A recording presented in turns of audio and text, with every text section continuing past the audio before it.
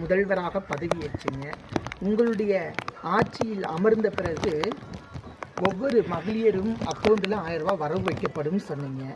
ஆனால் அந்த பணம் எப்போ வரவு வச்சிங்க?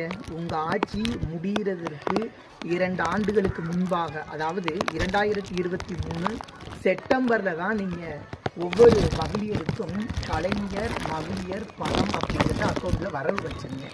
ஆனால் இப்போ வந்திருக்கக்கூடிய முதல்வர் விஜய் அவர்களை மட்டும் உடனேயே நீங்கள் மகளிருக்கு பணத்தை வரவு வைங்கன்னு சொல்கிறீங்க. அது எப்படி சாத்தியமாகும்? நீங்கள் உங்களுக்கு முன்னதாக இருந்த ஜெயலலிதா அம்மார்கள் எத்தனையோ திட்டங்களை வகுத்திருந்தாங்க. அவங்களுடைய திட்டங்களை நீங்கள் ஆட்சிக்கு வந்த உடனே நிறுத்திவிட்டு கலைஞர் விடியல் பணம் அப்படின்னு சொல்லி ஒரு திட்டத்தை கொண்டு வந்தீங்க. அதுவும் தாமதமாகத்தான் செயல்படுத்தினீங்க.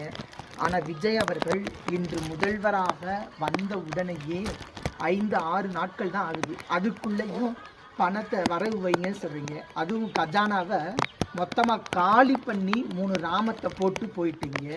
எப்படி பணத்தை நாங்கள் கொடுக்க முடியும் சொல்லுங்கள் பார்ப்போம். ஆனாலும் விஜய் அவர்கள் இன்று ஒவ்வொரு மகளிருக்கும் 1000 ரூபாய் பணத்தை அக்கௌண்டில் வரவு வச்சிருக்கிறார். இதுதாங்க நல்லாட்சி. உங்கள் ஆட்சி 5 ஆண்டு காலம் மக்களுக்கு வெறும் சோதனை நிறைந்த ஆட்சியாகத்தான் இருந்தது.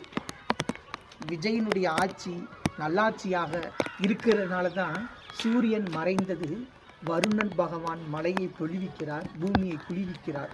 நன்றி.